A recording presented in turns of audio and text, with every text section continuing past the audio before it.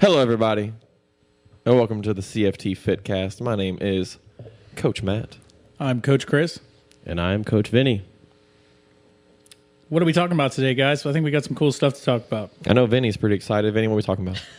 Well, today we are going to be talking about the 3 metabolic pathways. And if you don't know what those pathways are, we are going to be throwing some big words at you today.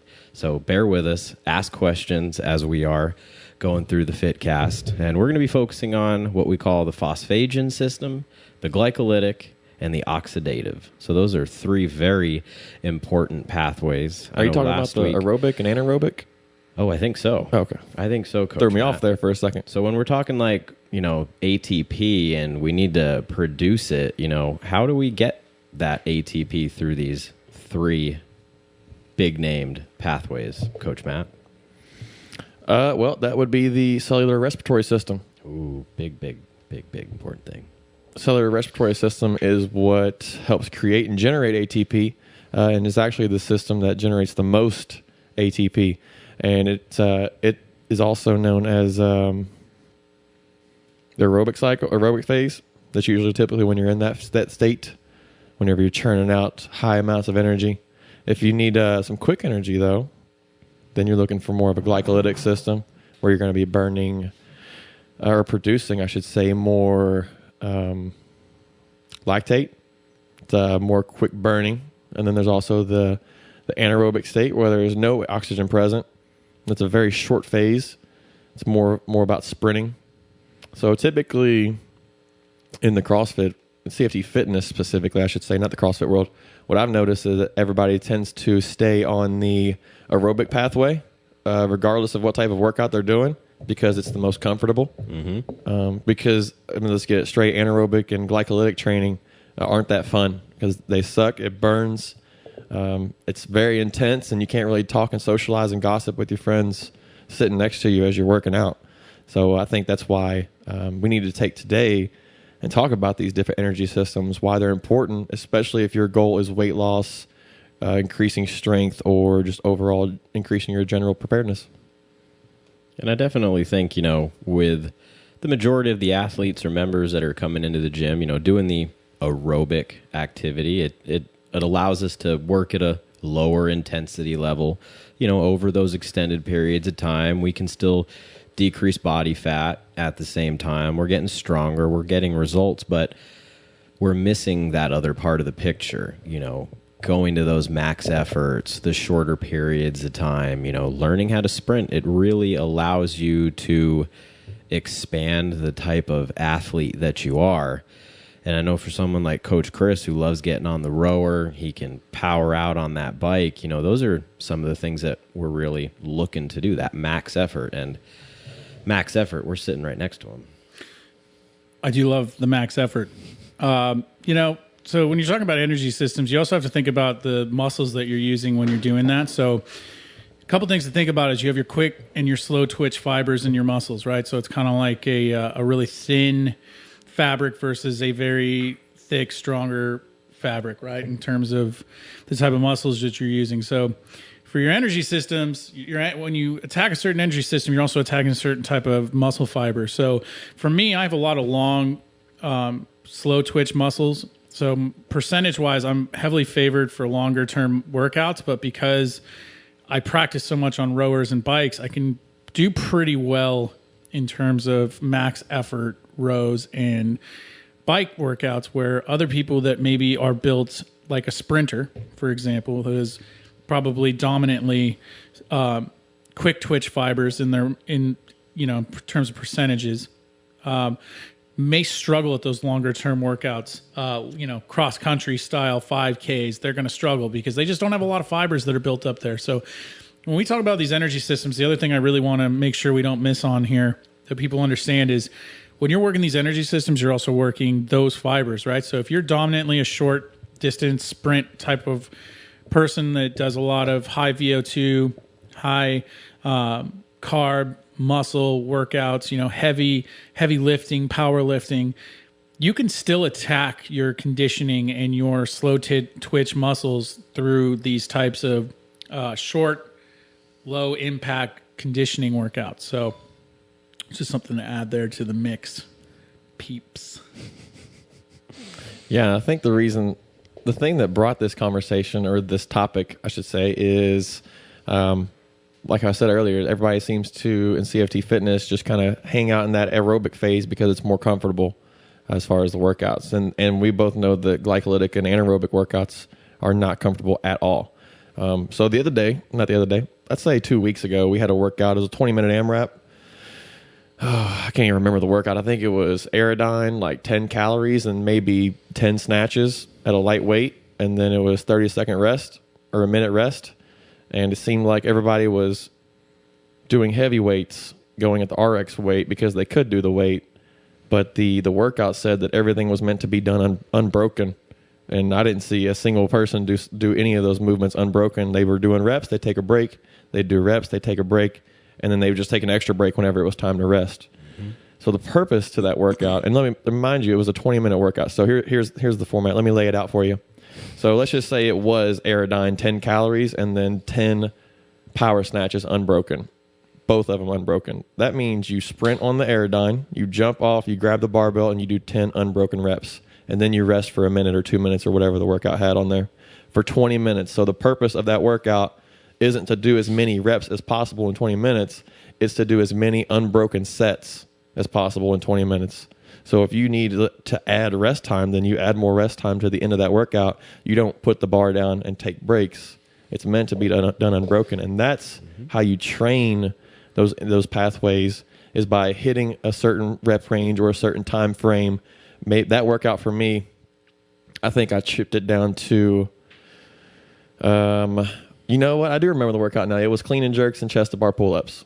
That's what it was. It was 5 reps. It was 10 reps clean and jerk, 10 chest to bar pull-ups. I don't have 10 chest to bar pull-ups or 10 unbroken clean and jerks. So I did 5 clean and jerks unbroken, touch and go, and then 3 chest to bar pull-ups to keep it RX. And technically that was RX because I did the movements as prescribed, just not the rep ranges that was prescribed.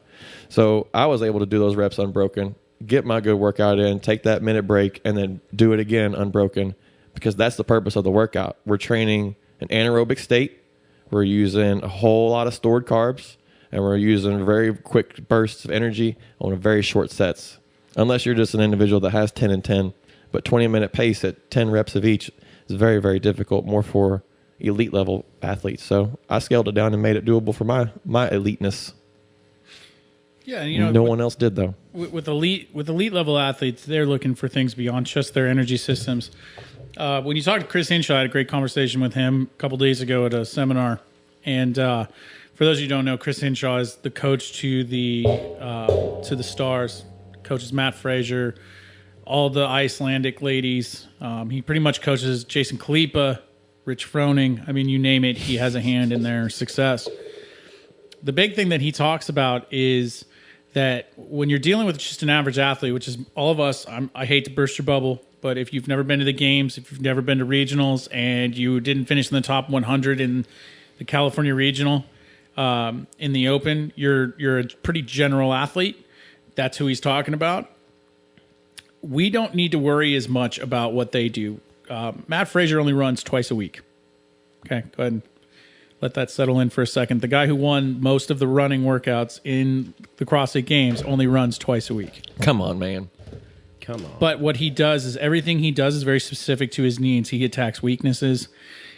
He has flat out told Chris Hinshaw, if it doesn't help me get better, if it's not going to improve on my ability to compete at the games, then don't program it. Okay? We're not at that point. We don't get to pick and choose what's going to be best for us, because frankly, as much as you might think you know everything about what's best for you, you don't. And you're probably leaving potential on the table by trying to analyze yourself to the point of going, well, is that really going to help me get to my goal? Probably. Are you Matt Frazier? Didn't think so. So, yeah, but I follow Matt Frazier's workouts in Muscle and Fitness magazine. I follow Mike the Miz from They're going to get me. They're going to get me the games. Magazine. Those workouts get me the games. So, long story short, what he kind of mentioned is that when you're just dealing with general population, mechanics and working out, The two things you want to attack are your long distance ability to recover. So in terms of going long distances and recovering quickly, okay? And the other thing is you're even pulling more and more of that recovery time out and adding more and more work time in on short workouts, which is why sometimes you guys will see we'll do really fast. I mean, just absolutely soul crushing workouts, and you'll have a 2-minute rest and then you'll do it again. Right? And the goal is to shorten that rest every time. So for instance, we did a workout yesterday that was jump rope, 1 minute jump rope. You guys are probably going to do this next week, I'm pretty sure. It's a 1 minute jump rope, and then you have a 10-second transition, and it's a minute all out on the Airdyne, and then it's a 2-minute rest. Something everybody can do at their own pace, figuring out your own numbers. The difference is, if this was an elite level athlete, there'd probably be about 30 seconds rest, depending on what they were trying to do, right? So the whole idea is you're pulling out the recovery time necessary, and you're plugging in more work time, so that, let's say someone like Coach Lori was going to go do a powerlifting meet. She needs to recover within a certain amount of time to be able to lift at 110% yet again, multiple times over, 9 times total in a probably 6-hour period. So for her, she needs to be able to pull out as much of the recovery time that her body needs and try to cut that recovery time down to the absolute lowest possible number, while still being able to recover to 100% to take that next lift. And that's the difference between somebody who's pulling 2,000 pounds and somebody who's pulling 1,500.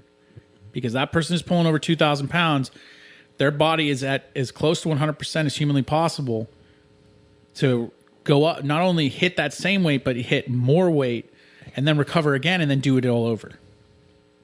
So that's kind of the difference here is, you know, there's a purpose behind every bit of workouts that we do. And I know I'm kind of getting a little long-winded here, but this is something really important I wanted to kind of fully summarize, which is if you're doing a really short workout and you're giving yourself, say, 30 seconds rest, but the programming requires you to do 2 minutes rest, you're actually shooting yourself in the foot because you're not getting out the prescribed energy. You're not doing exactly what it wants. There's times where there's sprints programmed and it requires 100% recovery. Okay. There's no time you can plan that for. You just have to wait till you're fully recovered to do the next one, because the idea is 100% output every single time. And training in that way is also going to get you better at recovering. Right. It's going to, again, allow you to pull recovery time out and plug in more work time. If you start in a place where maybe you're doing 30-second breaks and you actually need maybe 3 minutes, then that pace, you're not going to be able to hold that pace for very long. And then with that, you're not going to be training those energy systems because your heart rate and your ability are just exhausted. They can't hold those high intensities anymore. So bigger break sets for the less experienced. If you're just now trying to start your conditioning and you want to start getting into some anaerobic and some glycolitic training, big breaks and short bursts is a great place to start without feeling like you're going to plateau or cut yourself short. Right? Is that what you're saying? Yeah. So the idea is, thank you for putting that in better words. I kind of went off there. That's okay. This stuff really, I get I'm here pumped for. about this stuff. I love aerobic capacity. It's probably one of the more interesting things I've ever delved into.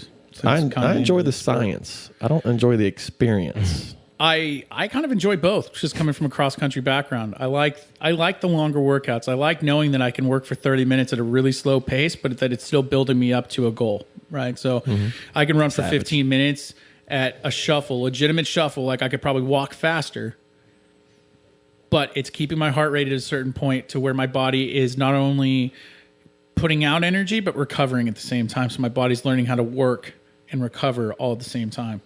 And I think that's awesome. I think that's really interesting stuff. And that kind of puts us into the next energy system. I think, Vinny, that's more along your lines. You're short and you lift weights and don't really work out all that hard. So what's that like? Good one. I think it's for me, it's definitely it's getting out of those comfort zones. And one of the first mentors I had early in my fitness, career, starting out as a trainer, was be comfortable with being uncomfortable.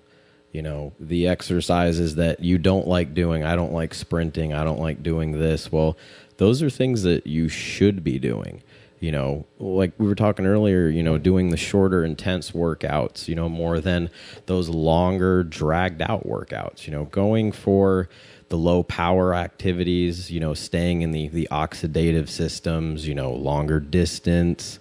It's good, but we want to make sure we're staying in those all three pathways, phosphagen, glycolytic, the activity can be high powered some days. It can be moderate on some days. Whether we're going 10 to 30 seconds or we're going, 30 to 120 seconds, but also knowing that what your rest times should be within those movements too play a big factor on things. And if there's a workout written on the board, we understand you're going to scale, but don't just make something up in your head. Don't just do what you feel is comfortable out on the floor. Ask us, run it by us. We want to make sure that you're staying as close to the prescribed workout up on the board and not just doing it because it's comfortable or I don't like doing a specific movement. I don't want to be anaerobic today, guys. I want to just be aerobic and do my own thing. So when you get an I'm athlete... not sure anybody talks like that. Oh, they're out there. When you get people like that don't want to do a specific movement, or hey, Coach Matt, I don't really want to do the workout that we're doing today. How do you go about handling that person that doesn't want to really be in that mood of doing the prescribed workout? Well, first thing I do is make sure they understand the intent of the workout. That's one thing that I really push as far as coaching goes is making sure people understand the intent of their workout. Why are they doing the workout that's written on the board? So I try to make it interesting so that maybe they are a little bit intrigued as far as doing the workout, not necessarily looking at it as, wow, this is going to suck. They're more so looking at it as they're getting more technical with it. They're building up a strategy. Now that they understand the purpose and the intent behind the workout, they can kind of, instead of just embracing the suck, they can just develop a strategy and hit the workout with a little bit of fun, feeling like they're more confident with it. As far as movements go, I always scale. Well, first I look at their mobility restrictions. If they can hold a barbell in the front rack, then they're going to use a barbell. If anything inhibits or limits their range of motion, any type of tool, I just change the tool. Keep the reps the same. Make the movements similar. Trading out dumbbells for trade out barbell for a set of dumbbells. The easiest way to get someone loaded while holding that same intensity. I can agree with that. I actually did that last week. For example, I think it was Friday's, cleans and jump rope workout. And I realized I had a really minimal amount of time. And I just hadn't really moved a barbell in a while. So I grabbed some heavy dumbbells and I decided that my intensity would be unbroken. So I would just try to do it without stopping, without ever putting the dumbbells down. And it was that ladder. I think it was 10, 8, 6, 4, 2 of the cleans. And then it was, 50, 40, 30, 20, 10 jump rope. Oh, that was a good one. And so I did it completely unbroken with singles in about 4.5 minutes. But again, never put the dumbbells down, never stopped working. Dumbbells drop, pick up the jump rope, and go. There was literally zero rest. Mm-hmm. And I got the required intensity, right? So I got the intensity that I didn't really stop or slow down. I just went all out. And it left me flat on the floor, but it felt good, right? So it got, again, it was meant to be a short workout. I think the time cap was 8 minutes, so it's not like it was supposed to be a very slow workout. It was supposed to be done to spike your heart rate, make you go hard, and crash. I mean, you're just done. If you leave it all out on the floor, you get under the cap. So, that's the type of thing you guys have to be aware of is when you're sitting there and looking at a workout. If a coach isn't explaining the intent, you need to ask, what's the intent of this? Why am I doing 15 minutes of volume accumulation on muscle ups if I can't even get a pull up yet? It all has an intent and a purpose.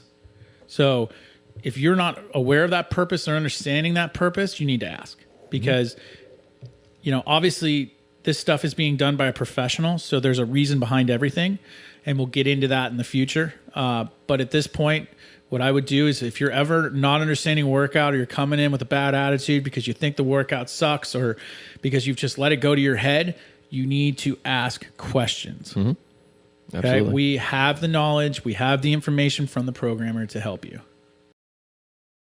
My name's Jenny Mascalier, and I'm 59 years old. I started 3.5 years ago when I was 56 years old. What made me decide to try CFT was I was overweight, feeling really lethargic, needed to get into exercise. And I actually was challenged by a coach that was here, Rachel, and she said, come on, why don't you just come out and see? So I came out, and I remember the first day that I was there watching, and everybody was going through these exercises, and at the end of it I thought, I could probably do that. And I said, is that it? And she goes, oh no, that's just the warm-up. So I stayed and I watched the rest of it, and I was a little scared because it looked pretty tough, but it was short periods of time that the exercise was for, so I thought, well, I'll go ahead and give it a try. So I signed up for boot camp, and that was the start of it. And we're back with moldy fruit. Gentlemen. All right, we're back talking about moldy fruit, talking about working around your weaknesses. You need to actually attack them head on instead of working around them like you would moldy fruit. So, Vinny, what do you want to add to that little equation there, that metaphor? Oh, man. Well, moldy fruit, it could be good for you. It could be bad for you. Like you said, it could be plant protein in there that you're eating. What doesn't kill you makes you stronger. Exactly. I was going with the other end of that metaphor. Okay. There, the fitness side of it, actually. So fitness, where we left off, guys, talking about those pathways. I want to touch base kind of on importance of aerobic, anaerobic. I know a lot of us, we do probably too much aerobics. And, not saying that you can't get results. You're going to have fat loss. You can see some increases in mass and strength, speed, and power. But for ones that might be training too heavy on the aerobic side, you can actually see a massive decrease in your anaerobic activity. We can see drops in mass, strength, and speed and power. And for the power lifter or the heavy strength athlete, that's a no-go. Matt Frazier saw that 2 years ago in the games. Mm-hmm. You're saying I can decrease my Fran time by always working aerobically? What do you think? Jeez. Great. Jeez Louise. So if you figure anaerobic can be used to develop that very high level of aerobic without the muscle wasting. And that anaerobic conditioning is where we're going to see that increase in the overall speed, the power, the mass, the strength, the fat loss. If you watch how some of these guys train over at Westside Barbell, it's downright disgusting watching some of those athletes train. And like when we were talking about earlier, someone like Matt Frazier who runs twice a week. Everybody's different, but they're all training for those pathways. Mm-hmm. That's actually a pretty common thing amongst games athletes, according to the Mr. Henshaw's. Mm-hmm. Most of them don't run more than about twice a week, and it's very specific in terms of the goals and the intent of the running. And that's the thing for those athletes that are running going to less. Make you better. Yep. For athletes that are running less, it's still programmed. So like a games athlete like Matt Frazier, even those 1 to 2 days of running, it's still structured for him to where he knows exactly what he's doing, whether he's trying to bring down his 400-meter time, 800. It could be working splits. The cardio programming is there, just like the strength and everything else, but it can be less because every athlete's different. Every body type is different. Different people respond to different types of training modalities, and that's really where it comes down to having a really great coach and a great programmer and a coach that understands the programming. We use TZ here at CFT, and every one of our coaches that's out on the floor understands the programming. And like Coach Chris said, there has to be that intent. The coach has to be able to break it down because not everybody on the floor is at that same level. But being able to coach everybody and have that level of comfort, that's why people keep coming back to us and keep wanting to train, and they want to get better. Mm-hmm. So real quick, I just want to talk about why it's so important that we're talking about these different types of energy systems and why we train them differently in the gym day to day or week to week. That was a hard word to say, or hard phrase. So giving an example of, say, 1 rep max. Hey, Jen. 1 rep max back squat. If you train aerobically every single day, do you also 1 rep max back squat every single day? because that would be very similar as far as exhausting your body and exhausting an energy system.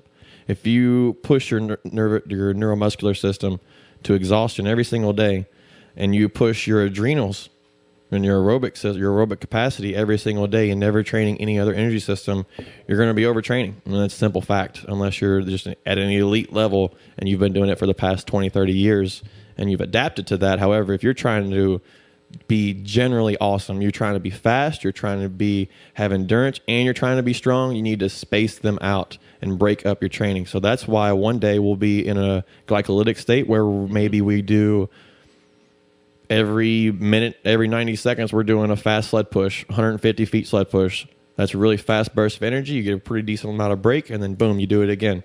And then the next day we could be in a more aerobic capacity state where we're doing Cindy for 20-minute AMRAP at a steady, consistent pace. And then the next day after that, we might train in an anaerobic state where we're giving more of a 5 to 8 minute workout. You're kind of in control of the pace still, but it's a little bit faster. And we cycle those energy systems so that you can recover not only you, but also your body, your nervous system, your muscular system, your water, your food, your carbs, because each of those energy systems use different types of energies to move and make those exercises, those workouts happen. So we have a little system here that we use. We don't call things glycolytic or anaerobic or aerobic. How do people know, or how do coaches know, I like to say too, what the intent of the workout is by looking at the sheet? We have our gears, Ooh. Matt. Mm-hmm. So we have our gears. What's we a gear? have our programmer's gracious enough. Shouts out Jacob Sipkin. Is gracious enough to rate our workouts based on a gear system. So fairly simple. We have the gear system labeled right up there at the center under the TV, under the time clock TV. Systems work as low as a 1, which would be a very heavy, difficult workout that has that offers difficulty not only in the weights but also in the movement. So it could be something like strict handstand push-ups and 75-pound deadlifts. I mean, I know I'm going out crazy on a limb here for the weights, but I'm trying to give you a great example of what that might look like. It's something that's going to take a lot of time. It's not something you're going to be able to just fly right through unless you're, Mighty Mouse with your handstand push-ups. Or, to even go any farther, it might be strict muscle-ups, So it's something that's going to be very difficult, both weight-wise and movement-wise. Then you go into your level 2, right? There's a 1.5, so where it gets a little easier. But again, we're going to just kind of stick to the main parts here. There's a 1, and a 2, and a 3. So 2 would be maybe something like, I don't know, what's a good one for 2? Like something like a heavy clean, maybe a heavy clean ladder coupled with running, right? So it's not necessarily difficult, but it might be time constraining, and the reps might still be low. So it might be something where you're only doing 5 reps around in terms of the cleans, and then doing maybe an 800-meter run. So movements aren't necessarily incredibly difficult, but there's still a scaling that might need to be done to achieve the intensity level, which is not overbearing. It's just steady. Mm-hmm. Okay. And then there's the 3, the dreaded, awful 3. Mm-hmm. All out. When a coach sees a 3, it means you are to scale the workout, which is why you might have taken it negatively in the past. If I've walked up to you and said, this is a level 3 workout, meaning you need to drop that weight because there's no way you can touch and go that 135-pound clean 10 times unbroken. And you stare at me blankly and go, what an asshole. But I am trying to help you hit the level of intensity required for the workout. A level 3 should literally leave your lungs on fire. It should leave you gassed in a glycolytic state where you have more lactic acid in your body than you know what to do with. Mm-hmm. And you basically want to puke, pass out, and eat 10 candy bars all at the same time. Mm-hmm. So that's probably the best way I could describe it. One of the great workouts we did recently was, what was it? It was the Airdyne. What was it? It was a Tabata style Airdyne. Do you remember which one I'm talking about? And everybody was under the fan, and I think they were all going to die. I think it was like 20 minutes of Airdyne. Yeah, and it was all fast. The 50, 40, 30, 20 one was bad. Yeah, that one was pretty good too. So something like that, that's a level 3 where the movements are so easy, there's no reason why you can't keep up an extremely fast pace, and it is really mental. It's all mental. Ask yourself. That intensity level where it needs to be. CFT fitness, you're on a level 3, ask yourself, can you do it unbroken? Right. Yeah, that's Another great example was Friday when I did the dumbbells. I went level 3 with that workout. I chose to do so, and it crushed me, right? It just left me flat in 4 minutes. But you still had that burn and sizzle in your muscles too, though, right? Ooh, yeah. Just like you did when you lifted a heavy 3 rep. It should be one of those things where you feel like somebody is just, it's painful. It's mentally painful. It's physically painful. From a lung standpoint, your lungs are on fire. You got that cardio cough. That's the level a level 3 workout should get to. So I had a question pop up on my feed pertaining to the 9/11 workout that we did yesterday, which that was an awesome experience. Thank you everybody that came out and took place in that workout. Like so the question was, what pathways was I working in yesterday, and how would you describe the 9/11 workout? Because I mean, some people did the 2,001 meter run. We had people on airdynes. We had people on rowers, and there was 11 reps of pretty much every move you could think of in yesterday's workout, from thrusters to toes to bar, chest to bar pull-ups, push jerks, deadlifts. What would you classify yesterday's workout as, to answer our question? I think that really depends on the person. So the weights were pretty light. So for someone, a shout out, because I think he was watching earlier on Matt's feed, Derek. Big D. Dirty D. Dirty D. That workout to him was probably a 2. His conditioning's high enough that he really never probably moved all that slow. The weights were light enough he would probably able to rep through them pretty fast, and none of the movements could really be considered high tech. So none of them really that technical. So it definitely doesn't put it in that one category. Nothing was heavy enough that he had to probably plod through it. Now, however, you get somebody that's a little newer, some of these movements might not be as readily available in their repertoire. Thrusters. Heavy thrusters, handstand push-ups, things along those lines. That kind of puts it more in a 1.5 range, especially 2,000 meter run. We're CrossFitters. We don't run more than 400 meters ever without, slowing down to a snail's pace. So, the minute that happens, you're now in that one category where you're moving real slow. And I mean, that row at the end where you're already shot and you've already used all your quick twitch fibers on some of those short 11, rep movements. You're 1.5, but here's the thing. This is kind of a weird workout because the reps are low, so you're able to work really fast through some of the movements. So at times you're hitting in that 2.5, 3.0 range, and sometimes you're in 1. So it's one of those weird workouts that was written to be a 1 through a 3. So if you were to rate it on TZ gear scale, I would say it's all the above. And it was definitely one of those workouts where there were movements in it that you were a lot more proficient at some of them. So you could cook through some of those where you might have to back off on some of them, and all depending on, like Coach Matt said, those thrusters came second in that workout. It's a trap. Don't do it. After doing those box jumps, coming right into those 115-pound thrusters and just moving down the line. But toes to bar, you could probably, somebody like me or Derek could probably do those unbroken. That's just more of a bump in the road. Right. I think if you're a decent athlete here, and what I mean by decent is a general RX athlete here at CFT, that was a 2.0 workout for you. It was a matter of pacing it properly to where you were moving steadily throughout. There really wasn't a necessary need to rest much. There wasn't a need to go very fast at any point. You should have understood the parameters of the workout and knew that you needed to keep a steady pace at all times. For an elite level athlete, that's a 2.5 workout. They're moving through that thing in about 25 minutes. Very fast. It's a long workout, but at the same time, none of those movements are technical. They're not hard. The weights are so light. They move through that workout in 20 minutes. I would say 20, 25 minutes at the absolute max.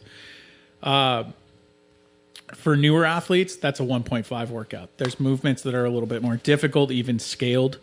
It's still high volume. It's 99 reps on top of 4,000 meters of conditioning. That's a lot. That's high volume. It's high volume for a newer athlete.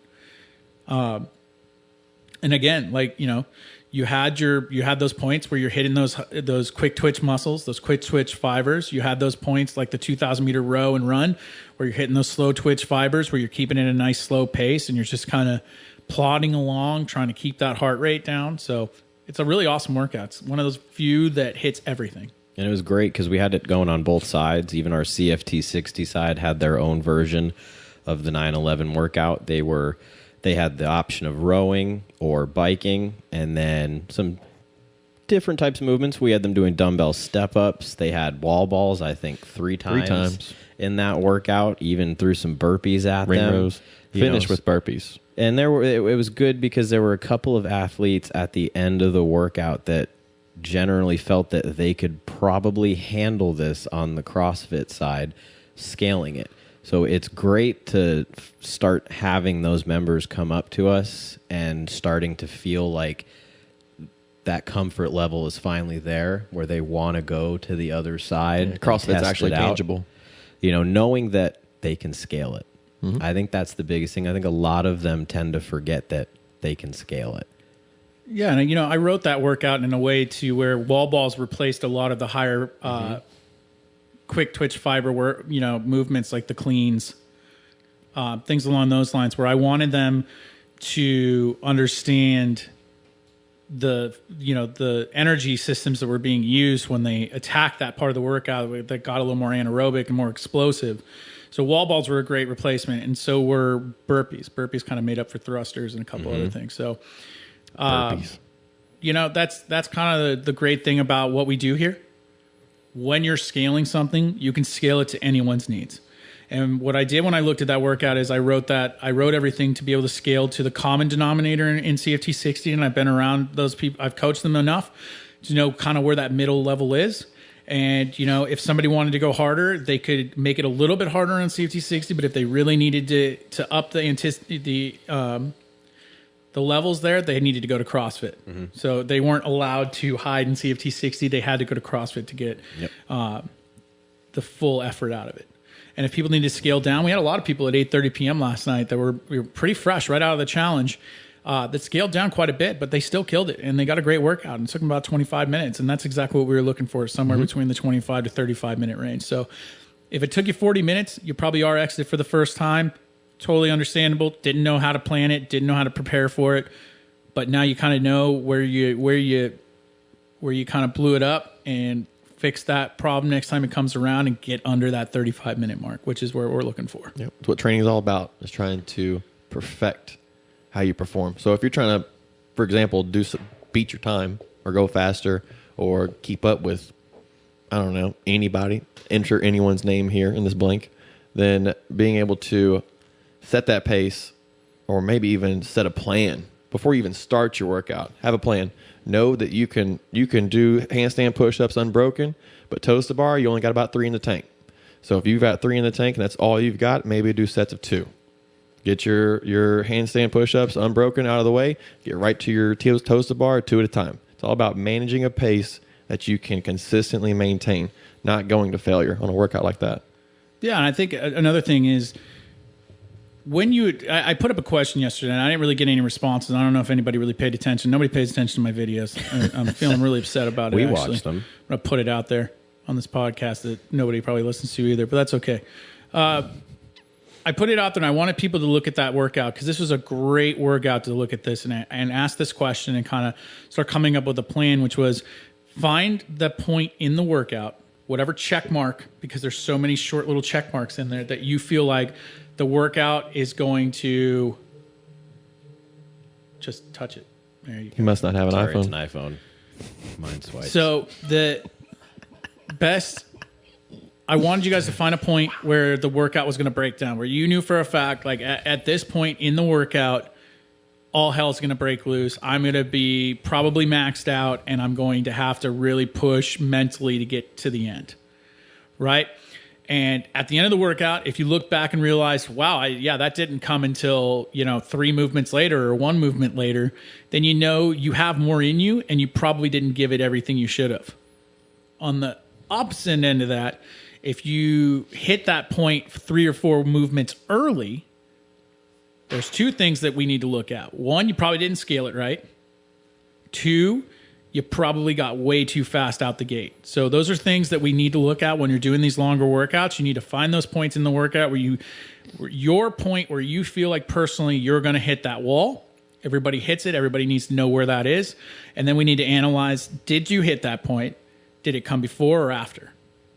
If you hit that point, then you're right on point, and we kind of know where we need to work on, right? So we just need to work on our endurance overall. If you hit it short, that means that you went too fast. You need to control your pacing. And if you went too long, that means that you didn't give it enough.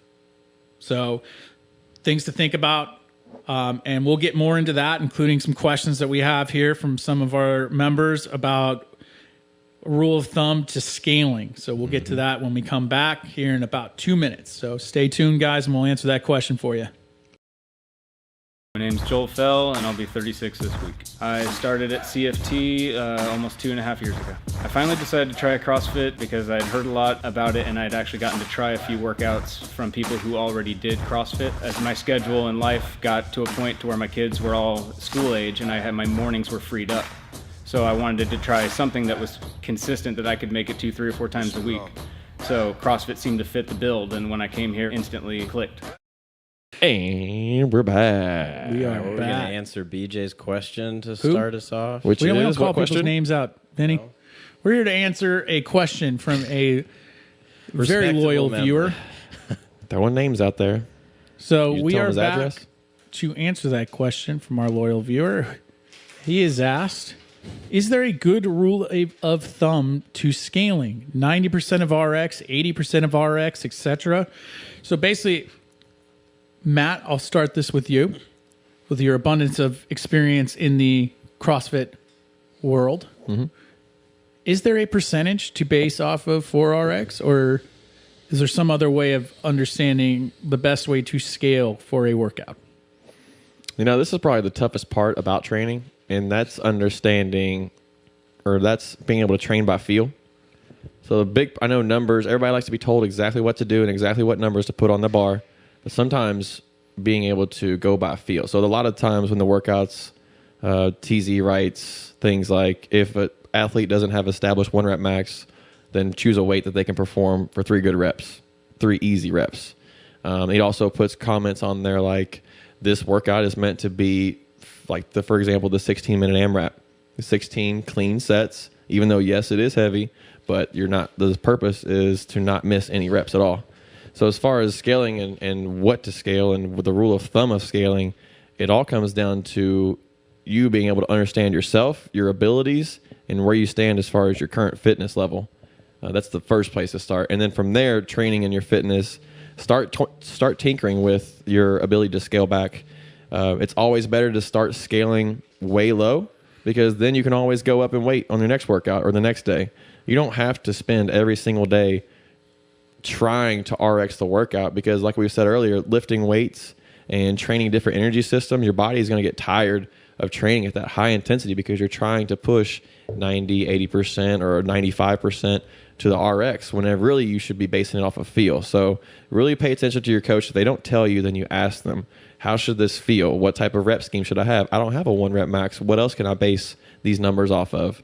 Ask those questions, because that's really, really important. If you do want to get good at scaling RX workouts and knowing what your scale is, you got to understand your feel and understand your fitness. So are you saying that the gear system is a great way to understand how far to scale back a workout from RX? Our gear system that TZ incorporates is a crucial system that we have here at CFT Fitness that tells you exactly what type of speed, what type of effort, and really help you with game planning as far as what type of workout or what type of effort you need to give up.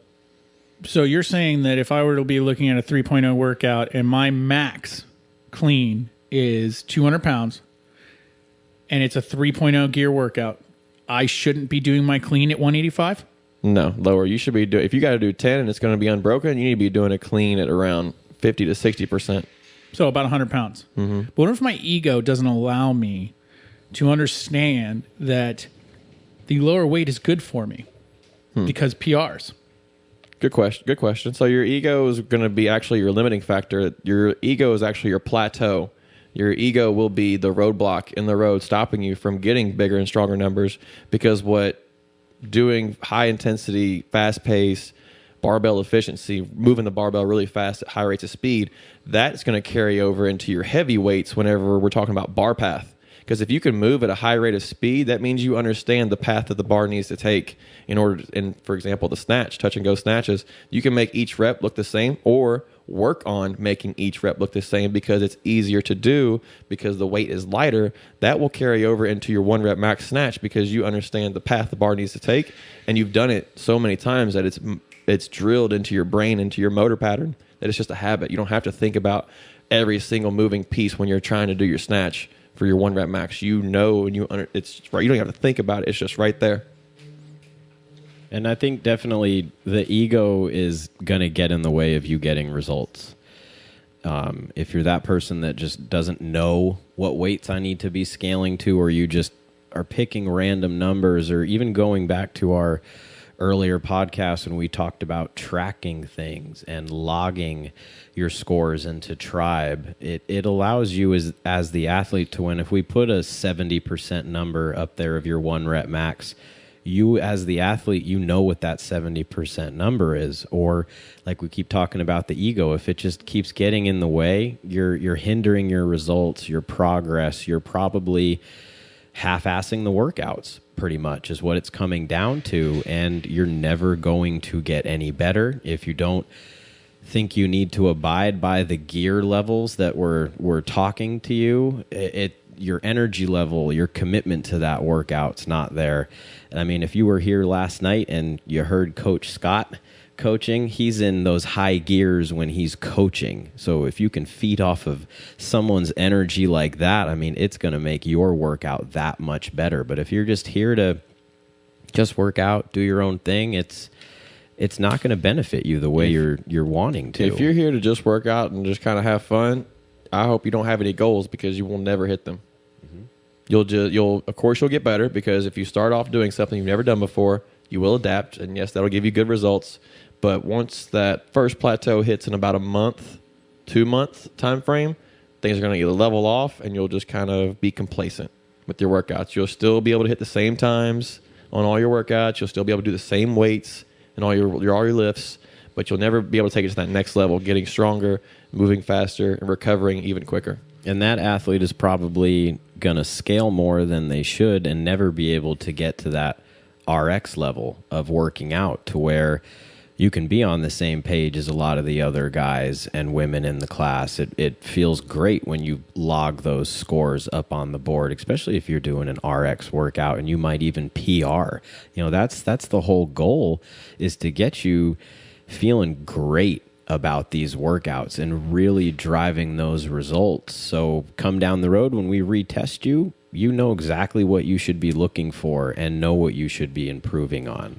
So essentially, getting from these two experts on both sides of me, I'm going to kind of summarize this the best I can as someone who has struggled with this in the past myself in terms of ego. And we're going to kind of summarize this with energy systems in mind. There are times where the programming is geared towards oxidative, meaning all out, conditioning, sprinting, want to die, want to puke. Mm-hmm. There are also times where it is built for, that's opposite, glycolytic, want to die, want to puke, and oxidative, where we go longer, right? So we're pushing that fat burn and going long term. So something like a 5K run, 5K row. Maybe yesterday's workout is a great example of that, where we're going pretty long distance. What, in terms of gearing, so we're going to just kind of summarize this. 3.0 gearing is glycolytic, right? Would that be the best way to describe it? So if somebody wanted to understand what glycolytic means. Yeah, so glycolytic means very short burst, all out effort, maximum effort, or just shy of. So most of the open work, if we were to describe it, a 3.0 would be an open workout. Mm-hmm. It's a workout that you do, and as soon as you're done, you typically sit on the ground or lie on it. So sprints. Yeah. Anything geared to a 3 is what we would consider a glycolytic workout. Mm-hmm. And something, oxidate, well, even a 1.0 might be considered glycolytic because it's going to be heavy and difficult. But in terms of long-term workouts, something like a 2.0 might be a great way to view that in terms of something that's more oxidative, longer term, going to push your lungs a little bit harder, but over the long term, going to keep that heart rate up, but never spiking. Is that pretty good kind of idea of what we're talking about here in terms of energy systems? Is, if you were to do it in a heart rate form, you're looking at something where it's your heart rate's up, right? You're sweating, you're feeling good, right? Mm-hmm. But you're never getting to that point where you're like, I'm going to throw up. Unless you ate something bad. And in that case, you should really watch what you eat. Or recent. Yeah, or too soon to the workout. You drank that protein shake an hour before. If you're just walking in feeling great, you should be at a state where you're pushing, but it's more of a mental struggle because of the length of time than it is a physical struggle with your lungs or your muscles, unless you have not built the volume. And why would you have not built the volume? Probably because you've been worried too much about the level of weight that you're lifting rather than focusing on the volume of reps that you should be doing to build up to be stronger, to lift more. Yeah. So not necessarily lifting heavy is going to always attribute to increased strength gains. You also have to build volume. You have to build those quick twitch fibers, whether you have 20% quick twitch or 80% quick twitch. You have to build those fibers, but you also have to build those long-term slow twitch fibers as well, because overall that is a percentage of your strength. So if you're a predominantly quick twitch person, meaning you're better at sprints, you're better at strength than most, you can't ignore those slow twitch fibers because that is still a percentage of your muscle fibers. So if you're ignoring your slow twitch fibers, you're leaving upwards of 20 to 40% of your strength on the table. Mm-hmm. That means your PR is 20 to 40% less than what it could be if you actually worked those slow twitch fibers when you are asked to. Or if you're looking to lose weight, you're going to be losing 20 to 40% the ability to be able to burn more calories because more muscle mass equals higher BMR, basal metabolic rate. And building those slow twitch fibers is still putting muscle in your body. So it sounds like it doesn't matter what your goal is in the gym. Lose weight, build muscle. These energy systems are really important as far as cycling them in your training and doing something different. And hitting 100% of those different fibers. Because, again, you might be a 50-50 person, which is the worst possible because guaranteed you've been focusing on one or the other for a long time, meaning you've left half of your strength on the table. Half of your potential has been left to the side this whole time. Mm-hmm. So to kind of bring it back around and answer BJ's question, rule of thumb, I think 90 to 80% is still too high. If you want to start somewhere, get a rule of thumb as far as generally speaking, I'd say 50 to 60% is where you want to start scaling. I'd agree. I'm just talking weight. I'm not talking reps, difficulty of movements. That's a whole nother topic. Weight, 50 to 60%. Yeah, I would agree. I would say the same. And the same thing goes for rowing. You should be at about 60 to 70% of your mile time. So if your mile time for easy math is 10 minutes, that means you should be running at about, 12, 13, 14 minutes when you're in a workout. So you should be pacing your 400-meter pace accordingly. So if your 400-meter time is 2 minutes, at an all-out sprint, 3 minutes is probably a good number. So 2.5 to 3 minutes is probably a good number to work out for volume. Yep. And while you're doing those, if you're playing around with the numbers, the rule of thumb game that we just mentioned, pay attention to how you feel whenever you're in that 50 to 60% range. That is what we're talking about as gear-wise, or based on training, basing your training off of feel.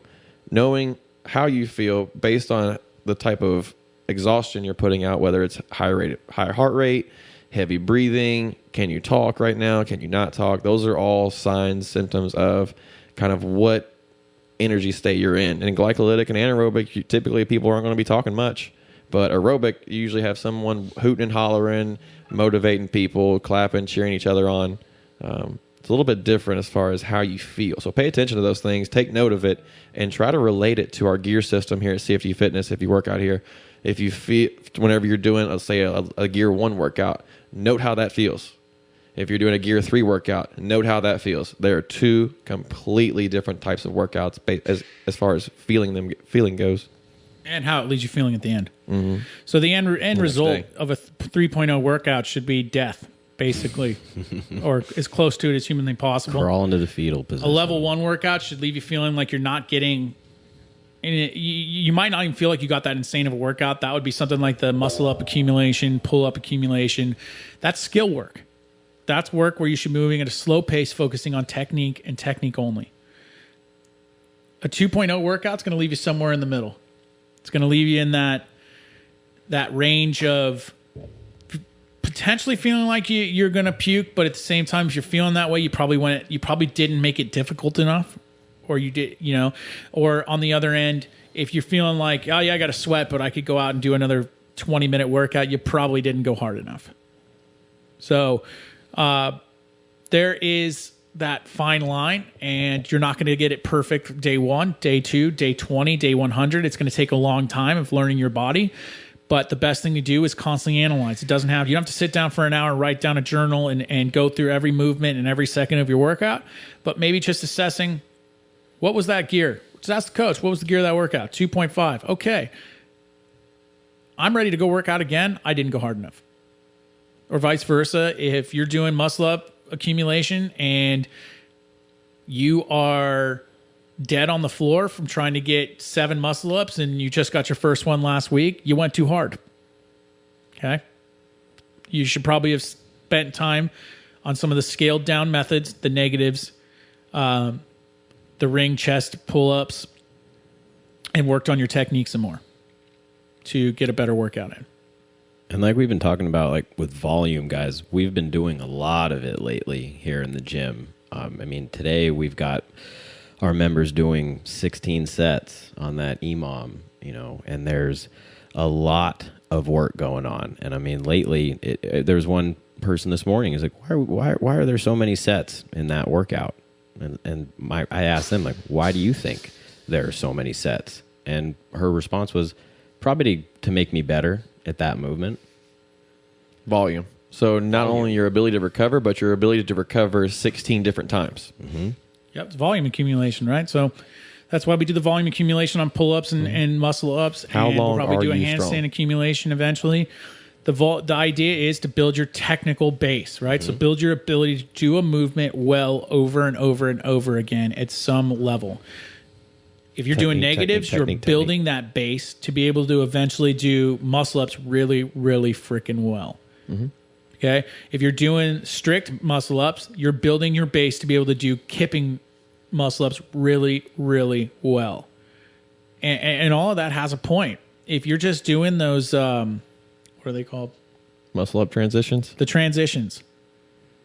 For a lot of people, they didn't think they were strong enough to get a muscle up, which they are, but because they never worked transitions, they're spending months and months and months practicing those transitions to get their first muscle up. Mm-hmm. Whereas if you've been practicing and taking it seriously and doing it well, and even putting in 75, 80% effort, if you're on that cusp of getting a muscle up, that could be the difference right there. Those muscle up transitions could be the difference between getting your first muscle up and sitting around saying you'll never get one. Yeah. And that's, again, practicing constant technique, drilling your technique. I don't know how many times we've done muscle up transitions, but enough to where individuals who are on that line of doing their first muscle up, whenever they do a muscle up, there's not that point where they're pulling and then catching and they don't understand how to go from pulling on the rings to getting on top of the rings. They've done the transition so many times, it just happens.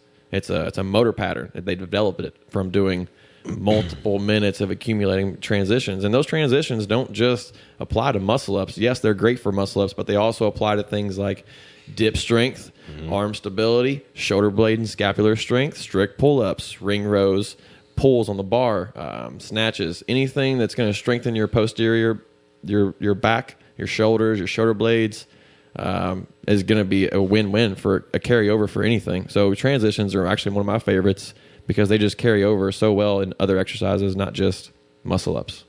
I agree. It's like putting it into terms that a lot of people can understand. It's like golf, right? Nobody wants to practice their chipping and their putting. Nobody wants to practice their short game. I like chipping, though. It's technical. It's boring. You're probably not very good at it. I'm not. But I'd rather go out there and rip a drive on the fairway, rip a drive on the driving range. That's awesome. That's kind of like I'd rather go do Olympic lifts and lift heavy and do those type of things. But in the end, you have to attack the small things, the little things, the technical things that will overall to help you improve 10 times faster than you even think.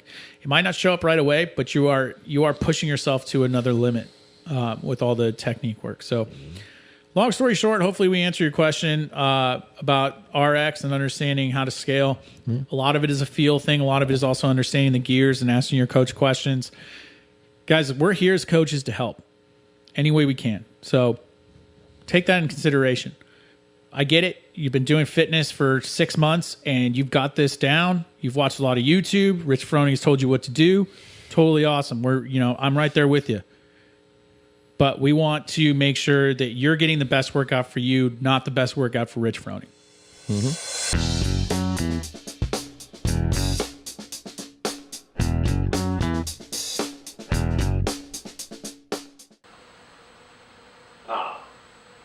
That was fun. Oh, there it is. That's it. If you move, it's going to catch you.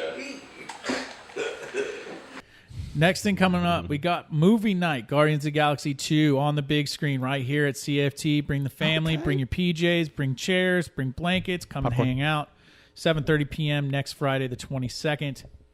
Saturday, the 23rd, we'll be hosting one of the ticket booths for the wine stroll. So come by and say hello to us. Bring a As bottle. we pass out the glasses, come say hello, bring us your wine or I'll drink other it. beverages. And Sunday, September 24th, we're Lift doing Up Lift Up Autism. 5-minute workout. Between that and the warm-up, it will literally take you 20 minutes of your time on a Sunday. Come on down, get a workout in, and let's make some stuff happen. Say hi to me. I'll be here. Say hi to me. I'll be there too.